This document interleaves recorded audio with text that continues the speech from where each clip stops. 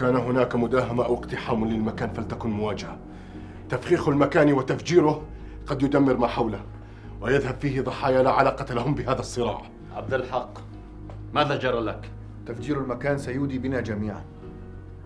هل بدنا نخشى على أرواحنا ونحن طلاب شهادة؟ بل طلاب حق، ننصره وننتصر له ولا نهلك أنفسنا إن كنا نقدر أن نحفظه. لماذا نختلف في أمر ما زال بعيداً عنا ونحن في مأمن منه؟ لماذا؟ إني أرى في هذا علائم اليأس والقنوط. بعد أن نجحنا في تفجير هذا المجمع قعدنا عن كل فعل، كأننا ننتظر مبادرة من أعدائنا دون أن نبادر بأي فعل. نسينا أن علينا أن نبقيهم على هذا التوتر والاضطراب في أقصى درجاته. هذا ما يربك أعداءنا ويشل حركتهم. أنت أوحيت بهذا ثم سكت عنه. كل ما أردته هو أن لا أقع بين أيديهم إن تمكنوا منا. مذ عدت إلينا وأنت خائف مرتبك، هل أثر فيك مكوثك بين أهلك في دارك أم أن أخاك في أجهزة الأمن فعل هذا؟ كفى يا جعفر، كفى. إن كان لي وضع يختلف عنكم فلا شأن له فيما نحن فيه. افعلوا ما تريدون. إن أردتم تفخيخ المكان فأنتم أحرار، وإن لا فأنتم تعرفون شدتي في المواجهة. لن أجعلهم يتمكنون مني ولن أقع بين أيديهم.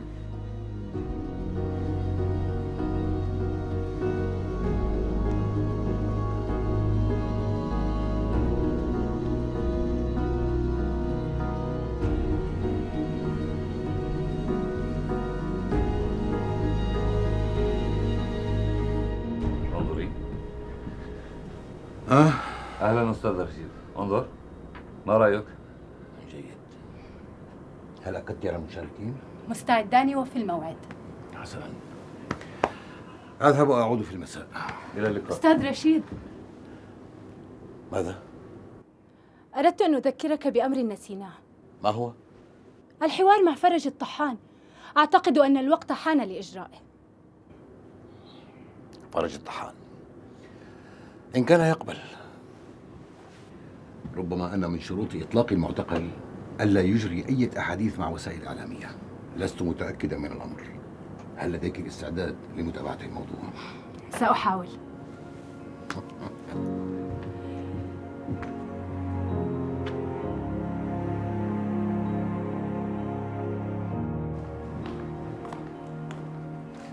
فرج، أنت هنا؟ لم أشعر بقدومك.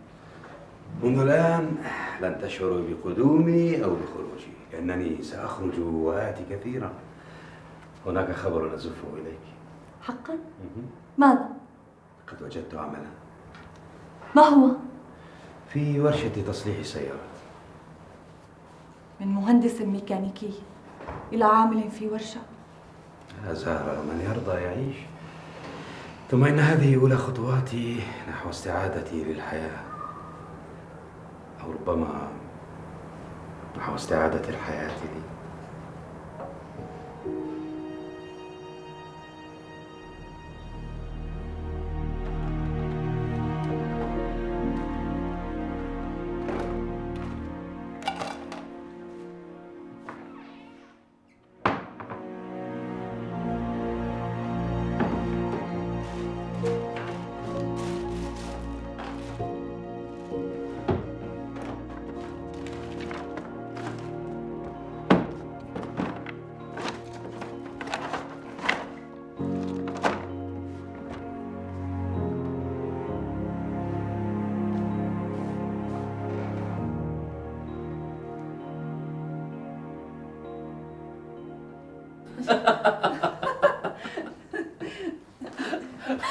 كيف استعدادك يا فارس التلفزيون المغوار؟ دعيه وشأنه يا بشرى.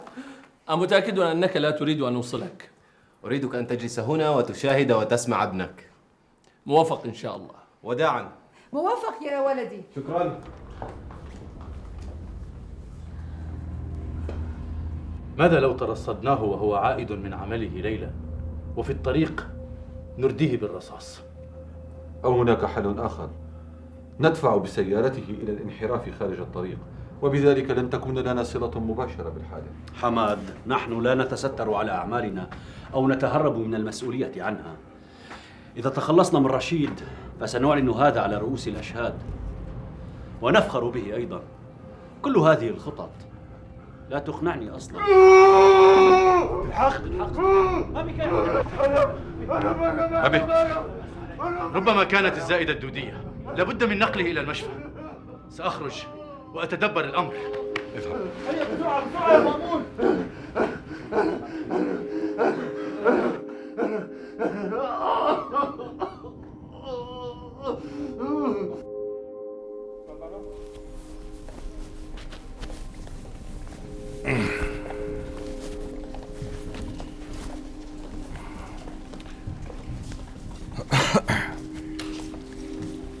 وداد، جربوا الصوت. كل شيء جاهز. وداد، الإضاءة، الصوت. ونحن جاهزون أيضا. ننتظر الشارع. حسنا، معنا بعض الوقت.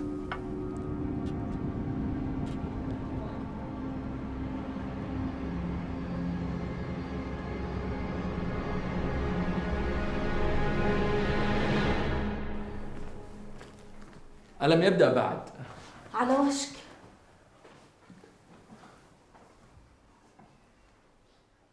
ما الذي يضحكك؟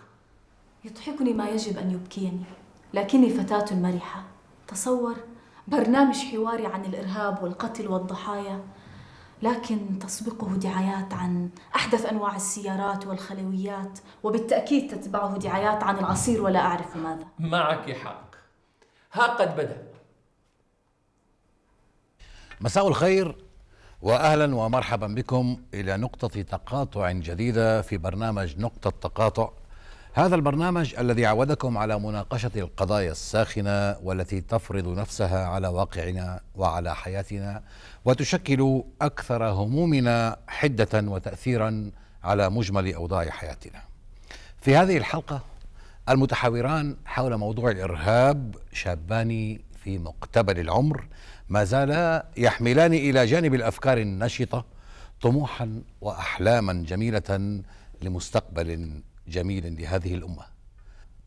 الأخ العزيز حسام، أهلا يا حسام. أهلا.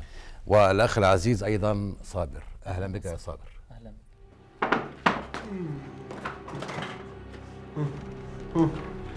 لا يخرج أحد منكم. السيارة قريبة ولا أريد للسائق أن يرتاب بشيء. حسن، هيا فلنساعده على النهوض. هيا يا عبد الحق. خلينا يا عبد الحق. تماسك يا أخي، تماسك. حاول النهوض. بسرعة هيا.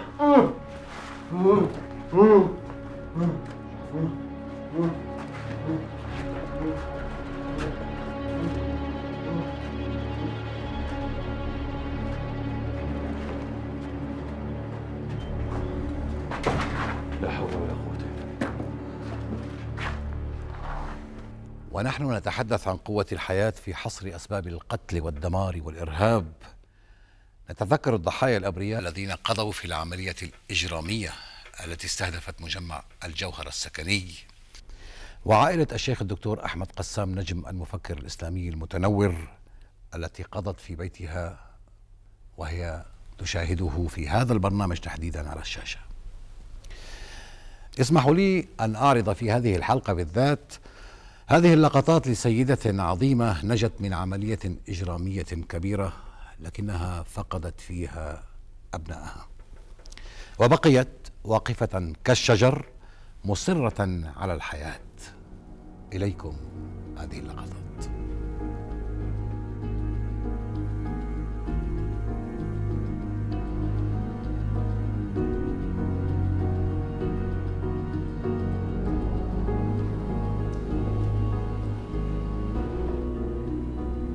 هذه المرأة التي ظهرت الآن هي نفس المرأة التي أرسلتني إليها بالمؤونة والمال. لا أعرف شكلها، ولم أدري حين أرسلتني إليها سبب اهتمامنا بها. لما أصابها وما كانت مستهدفة؟ هذا ليس السبب كله، فكثيرون وكثيرات يصابون ربما بأكثر مما أصابها. إذن بسبب زوجها. زوجها. وهيب حسن عباس، أنت لا تعرفه، مطلوب لأجهزة الأمن ويحسبونه علينا، لكنه تمكن من الفرار خارج البلاد، حتى نحن لا نعرف أين هو الآن. لا حول ولا قوة إلا بالله، لا حول ولا قوة إلا بالله. ما حدث يشكل خطرا بالنسبة لنا. ما كنا لنتركه يموت أمامنا دون أن نفعل شيئا. أرجو أن تمر هذه الأزمة على خير. مستشفى ولا نعرف ماذا يمكن أن يحدث بها. اهدأ يا جعفر، لن يحدث شيء. مأمون يعرف جيدا كيف يتصرف في الأزمات، فلا تخشى شيئا. أنا لا أخشى على مأمون يا حمد، أنا أخشى على عبد الحق، فهو الذي سيبقى أياما طويلة هناك، وفي الآونة الأخيرة بدأ يفقد ربطة جأشه، وهذا ما يقلقني كثيرا. أتوقف هنا عند نقطة أرى من المناسب أن أذكر بها، وهي أن الإسلام يؤمن بالمواجهة ولا يقوم على عمل سري متخفي، بل هو قائم على الحق وعلى الموعظة الحسنة لا على العنف. وأريد أن أنتقل هنا إلى عهد الخليفة الراشدي، خليفة رسول الله صلى الله عليه وسلم، الخليفة أبو بكر الصديق رضي الله عنه، موصيا جند الله بأن لا يؤذوا بشرا ولا شجرا، رغم أنهم جيش فتح مسير إلى الأعداء وإلى ديار عدوة. هذا هو الإسلام وهذه هي أخلاقه حتى في الفتح والحروب. نعم. صابر، لديك تعليق على ما يبدو؟ تفضل. أنا أفهم وجهة نظر الأخ حسام، نعم، ولكن كيف يمكن أن تعامل خصمك بطريقة نبيلة في الوقت الذي لا يتوانى فيه هذا الخصم عن تدميرك أنت وقيمك معا ودون رحمة؟ صحيح. سنعود إلى هذه النقطة يا صابر بعد أن يتم حسام فكرته. تفضل يا حسام. أريد أن أشير إلى نقطة. إن كان من يدعون ويدعون إلى العودة بالأمة إلى صدر الإسلام وعهد الخلفاء الراشدين رضوان الله عليهم، فلماذا لا يتمثلون بأخلاق الخلفاء الراشدين والصحابة الكرام الذين ما لجأوا إلى الغدر ولا إلى العنف، بل كانوا هم ضحية الغدر والعنف السري؟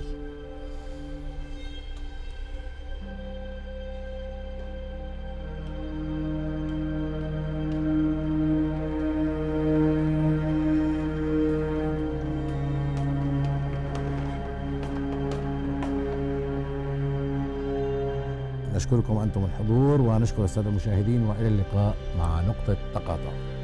شكرا. شكرا. مهندس الصوت.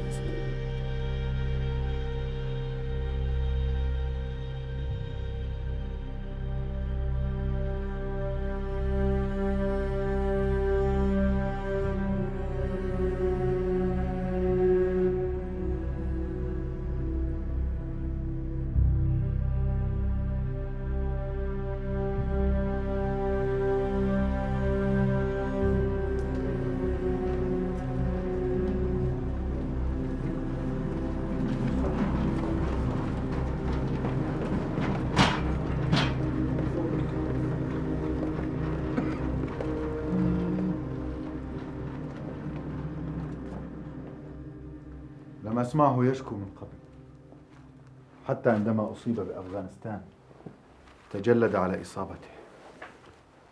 التهاب الزائدة يأتي بشكل مفاجئ وألمه لا يحتمل. علينا أن لا نبقيه كثيرا في المستشفى، قد يصدر عنه ما يكشف أمرنا. لنترك أمر عبد الحق ولنفكر في أمر رشيد. فكرت في خطة لاستدراجه أرجو أن توافقوا عليها. نستدرجه إلى مكان منعزل بعيد ونقتله هناك. كيف؟ رشيد يعلن منذ فترة على شاشة التلفزيون بأنه يريد التحدث مع أحد هؤلاء المتطرفين كما يسميهم. هذا صحيح. غريب سيتصل به ويقنعه بأنه واحد من هؤلاء المتطرفين وبأنه يريد التحدث إليه، ولكن في خلوة وفي مكان منعزل خوفا على حياته من أجهزة الأمن. ولكن رشيد يريد الظهور على شاشة التلفاز. هذه مقدمة فقط، يريد غريب أن يضمن بها أمنه وسلامه. ويريد أن يتفق مع رشيد على مفاصل الحوار الذي سيجريه معه، ومن ثم يتظاهر بأنه سيظهر معه على شاشة التلفاز وننفذ خطتنا. هل تعتقد بأن رشيد بهذه الغفلة وقد مر بتجربة ويعرف أنه مستهدف؟ حماسه قد يجعله ألا يحتاط جيدا، فكثير ممن تعرضوا لمحاولة قتل فاشلة يعتقدون أنها لن تتكرر ثانية. هذه الخطة لا بأس بها، ولكن نحتاج فقط إلى موافقة أمير الجماعة. لقد كان كلامك عميقا ومتزنا، أعجبني ما قلته. والشاب الذي كان معه أدلى بآراء جيدة. المشكلة أن الذين يشاهدون ويستمعون موافقون على هذه الآراء الوسطية المعتدلة، بينما المتطرفون والغلاة يرفضون المناقشة ويرفضون حتى الاستماع. لقد وجه الأستاذ رشيد في ختام البرنامج نداء لأحد هؤلاء على أن يشارك في برنامجه للتحدث وإبداء وجهة نظره بالموضوع. لا أظن أنهم يستجيبون، فهو دائما يكرر هذا النداء وما من مجيب. سأبدل ملابسي وأرجع.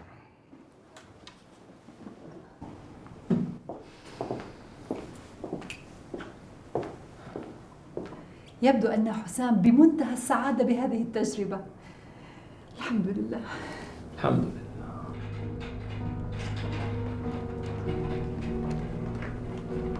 لو سمحتي، كيف حاله الآن؟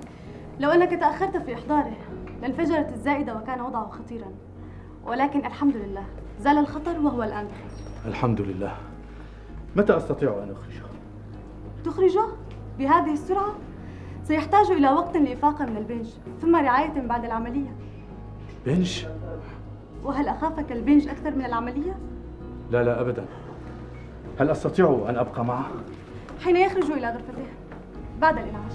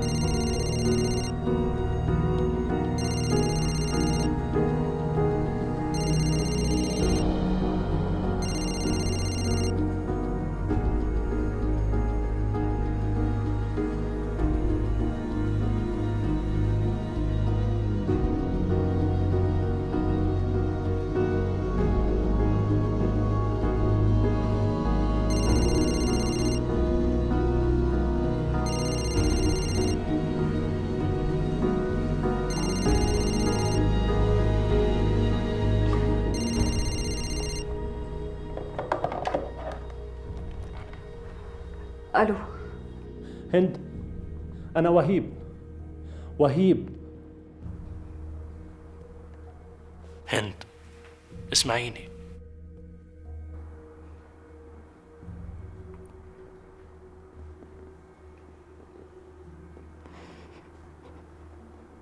وهيب، ماذا تريد؟ أنا أتحدث معك.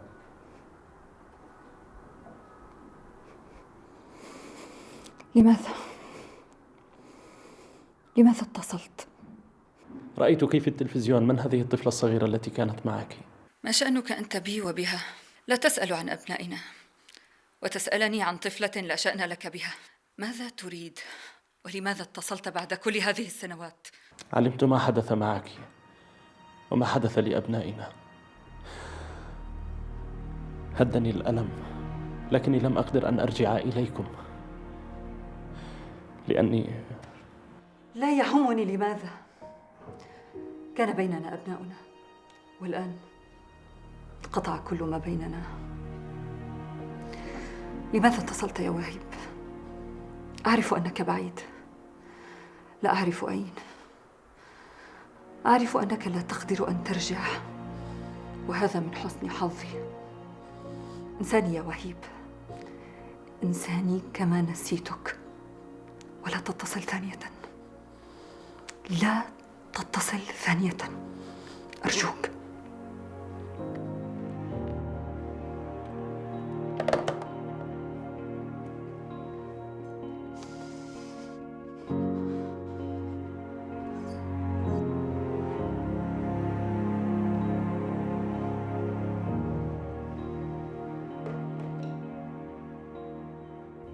لا أحد يدخل أو يخرج من المستشفى دون تسجيل بيانات كاملة عنه.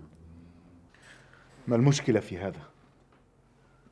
عبد الحق مريض ومأمون سيعطيهم البيانات. هناك الهوية البديلة. ندعو الله ألا يحدث أمر مفاجئ. عزاؤنا في أن ننتظر، فلننتظر ونرى.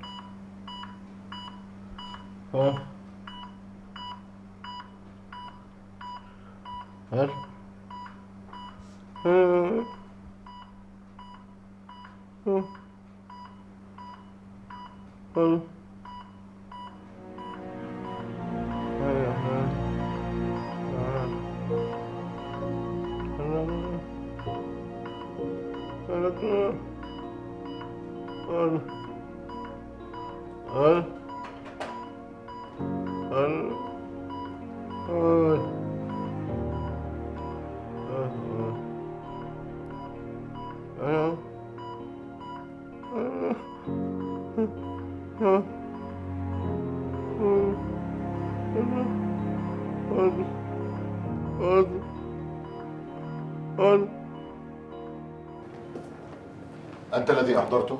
نعم أنا. دكتور، هل يمكنني إخراجه؟ وضعه ليس خطرا، العملية نجحت. إنه الآن في غرفة الإنعاش، وبعد قليل ننقله إلى غرفته. هل سجلت البيانات الخاصة به؟ نعم سجلته. عن إذنك. شكرا دكتور. دكتور لو سمحت. ماذا؟ المريض في غرفة الإنعاش. ما به؟ تعال واسمع بنفسك.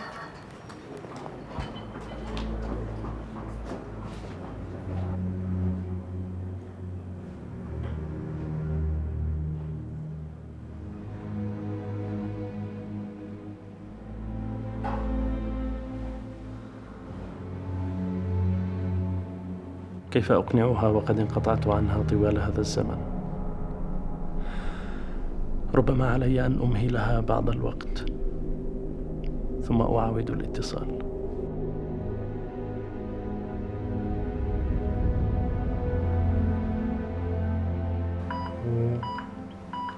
ما الذي سمعته غير الذي سمعته أنا؟ لا أدري، كلام مختلط، ذكر دماء وتفجيرات وقتلى. هذه أشياء صار الناس يهدون بها في وعيهم ولا وعيهم تحت هذا الكابوس الذي نعيش فيه. ذكر اسم شخص اسمه فضل وراح يعتذر له، كذلك شبان آخرين. لا أدري، كلام مختلط لكنه مقلق. وذكر اسم الإعلامي رشيد منعم، كأن هذا الرجل من تلك الجماعات. بالنسبة لنا هو مريض تحت رعايتنا كغيره، وليس له أي صفة أخرى. هذان المريض تحت البنج خاص به.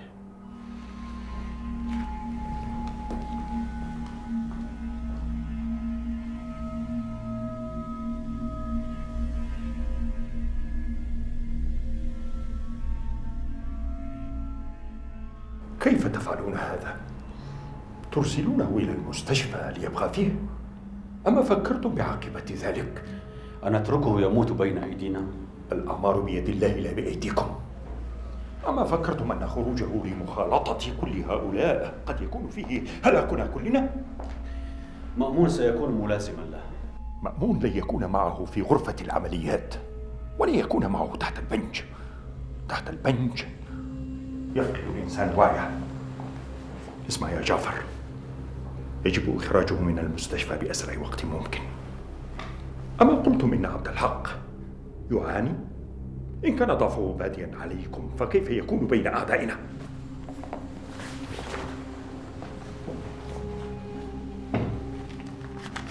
خذ، تدفعون حساب المستشفى وتخرجونه منها بأسرع وقت ممكن. وماذا بالنسبة إلى رشيد؟ تفهمت خطتكم وسأتحدث بالأمر مع غريب. السلام عليكم. وعليكم السلام ورحمة الله وبركاته.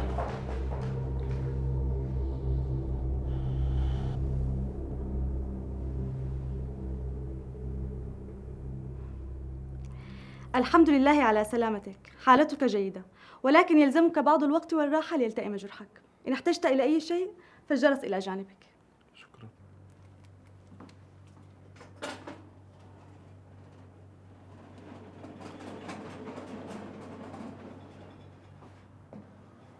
عبد الحق،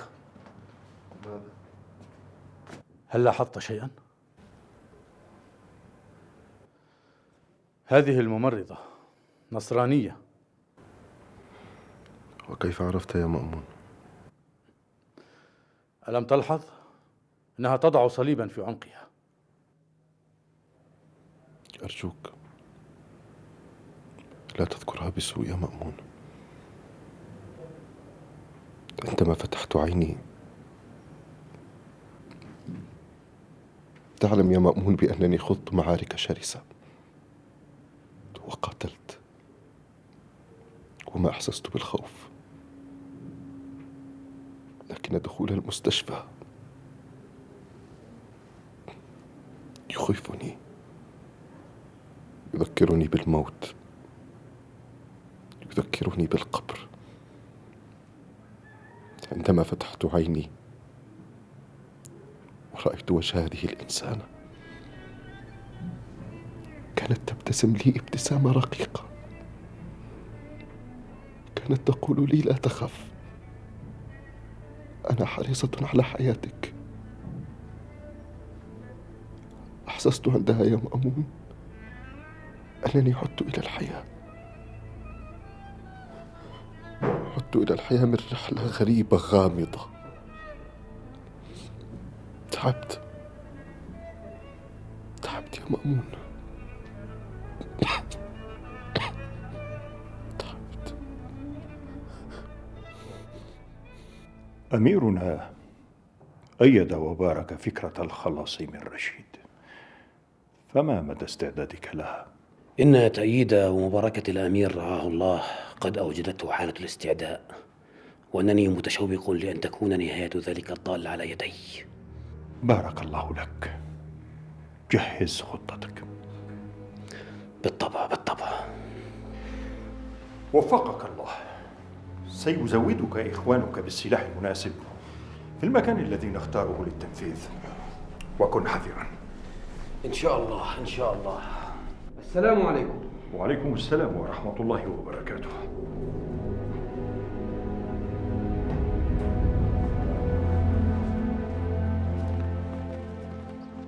لم تعتد أن تخرج من المنزل في اليوم الذي يلي برنامجك، ما الحكاية؟ لا لشيء، لكن حمزة وياسمين ليس لديهم مدرسة اليوم. أفكر في الخروج إلى مكان ما. العمل أخذك منا. حسناً، لا تتأخر.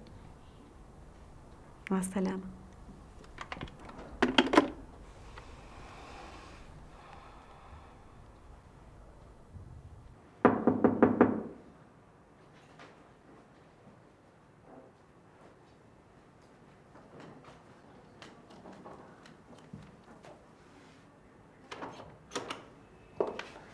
مرحبا، أهلا وسهلا. هنا منزل السيد فرج الطحان؟ نعم، تفضلي. شكرا.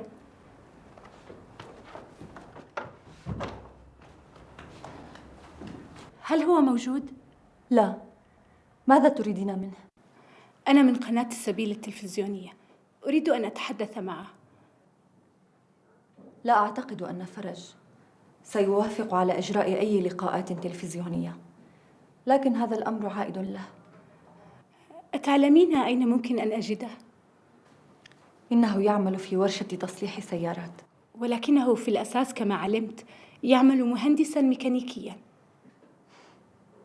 هذه الأيام انقلبت الأسس. لديك عنوان الورشة؟ لقد كتبه لي. كيف تفضلين قهوتك؟ لا شكراً، لا وقت لدي. أحب أن أتعرف عليك ولكن في وقت آخر. إذن انتظريني ريثما أحضر لك الورقة التي كتب عليها العنوان.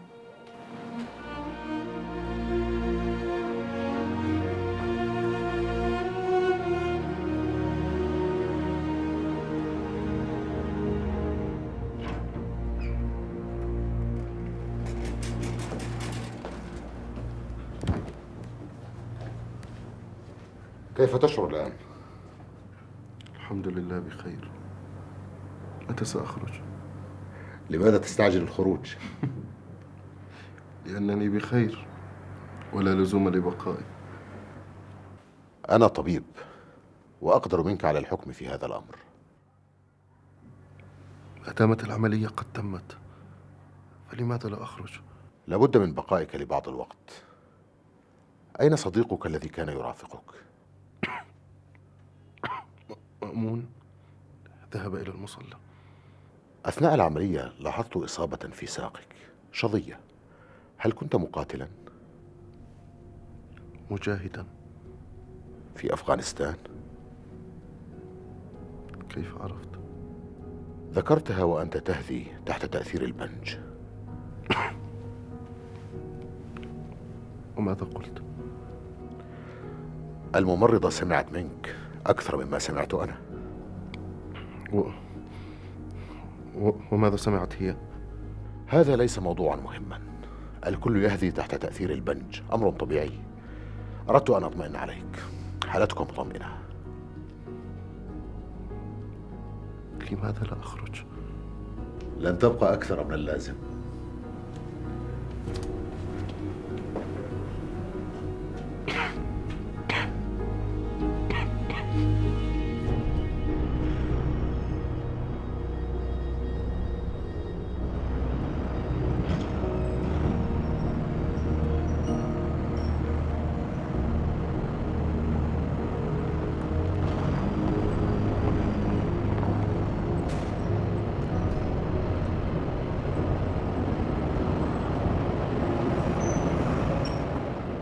الشيخ نعمان وأمير الجماعة يطلب منا أن نخرج عبد الحق من المستشفى بأسرع وقت.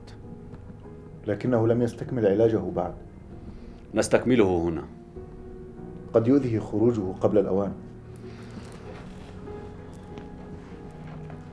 لا نعرف ما قد يحصل في المستشفى إن بقي فيها.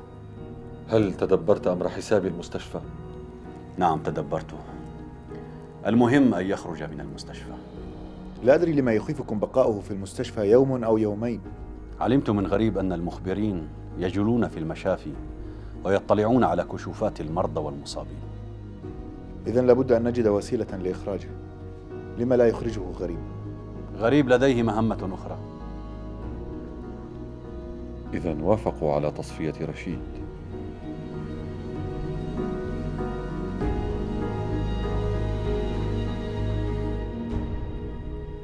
عملك ليس صعبا، ولكنه دقيق ومهم، خاصة حين أطلب منك أن تذهب إلى البنوك التي نتعامل معها للإيداع أو السحب، أو لبعض الشركات أو الأشخاص للدفع أو القبض. مسؤولية كبيرة أرجو أن تكون قادرا على حملها. ما دام ولدي عادل هو الذي جاء بك فإنني أثق بأمانتك. من خلال عملك مع أجهزة الأمن لابد وأنك تدرك أهمية السرية في العمل. طبعا. على كل حال ستقودك السكرتيرة إلى المكان الذي خصصوه لك. مع السلامة. شكرا لك.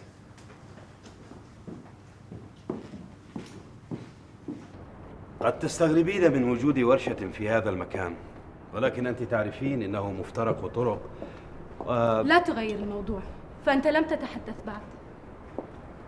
لقد فهمت من كلامك أنك تريدينني أن أتحدث في برنامج تلفزيوني. نعم، عن تجربتك. هناك من هم أفضل مني للحديث. أنا أحاول أن أنسى تلك الفترة الزمنية من حياتي، مع أني أعتز بفترة الجهاد ضد الاحتلال. لقد كان جهادا واضح الملامح والأهداف. أنا مع مقاومة الشعوب للاحتلال، ولكن أستاذ فرج، أتمنى لو يسمع الناس كلامك هذا في الإعلام. أرجوك لا تحاولي. أنا لا أظهر على شاشة التلفزيون أو من خلال صفحات الجرائد، لا أظهر. ولكن أرجوك، أقدر وصولك إلى هنا وتعبك، ولكن لا أستطيع، اعذريني. أتفهم ذلك. شكرا.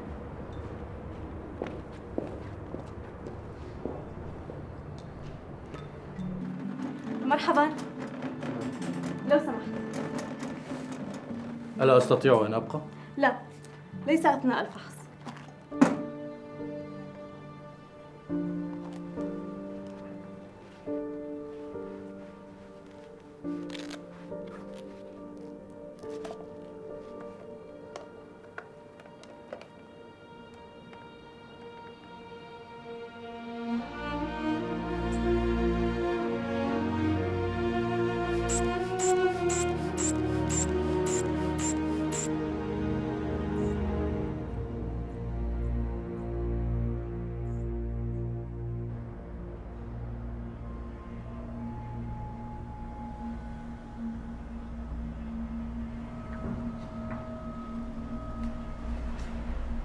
السلام عليكم. السلام. هل من الممكن أن أتحدث بالهاتف؟ تفضل. شكرا.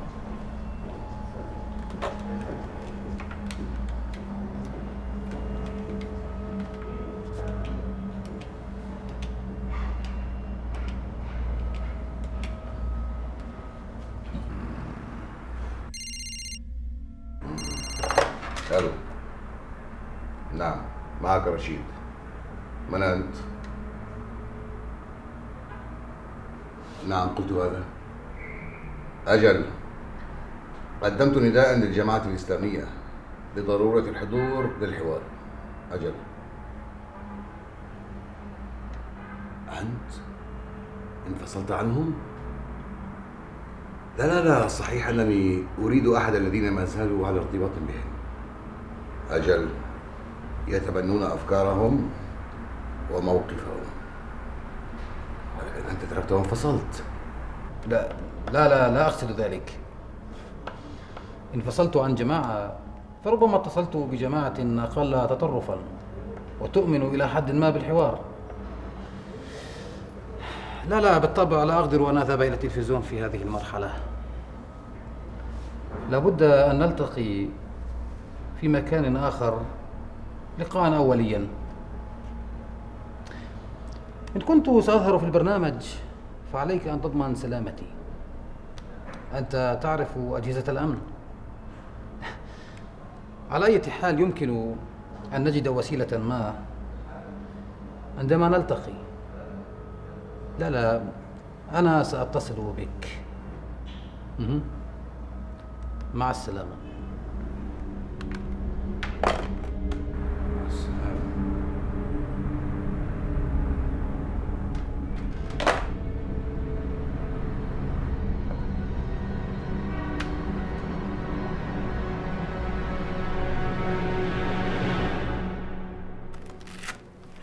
أريد أن أسألك.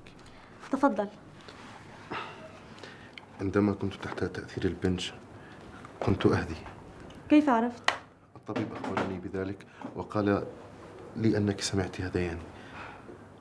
معظم مرضى العمليات يهدون تحت تأثير البنج. أعرف، ولكني أريد أن أعرف ماذا قلت، ماذا سمعت. أو تظن أنني أتذكر أو أحفظ كل ما يهدي به المرضى؟ إنه هذيان، ما أهميته؟ أريد فقط أن أعرف. أستطيع أن أقول لك الحمد لله على سلامتك.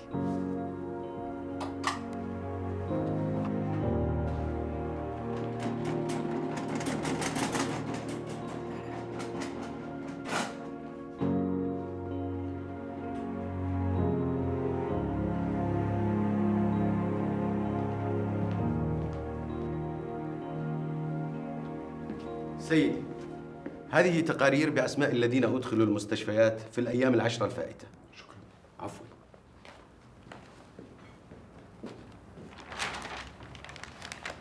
دفعت حساب المشفى وأقنعتهم بخروجك منها على أن تلقى العناية اللازمة. وهل سمحوا بذلك؟ يسمحون بذلك فيما لو وقعت على خروجك على مسؤوليتك. قبل أن أتيقن. تتيقن من ماذا؟ عندما كنت تحت تأثير البنج هديت بكلام ولا أعرف ماذا قلت. من الذي سمعك؟ الطبيب والممرضة. وهذا ما يدعونا إلى التعجل بخروجك من المشفى، وبعد أن تبتعد لا أهمية لذلك. سأستعجلهم بإحضار الورقة التي ستوقع عليها.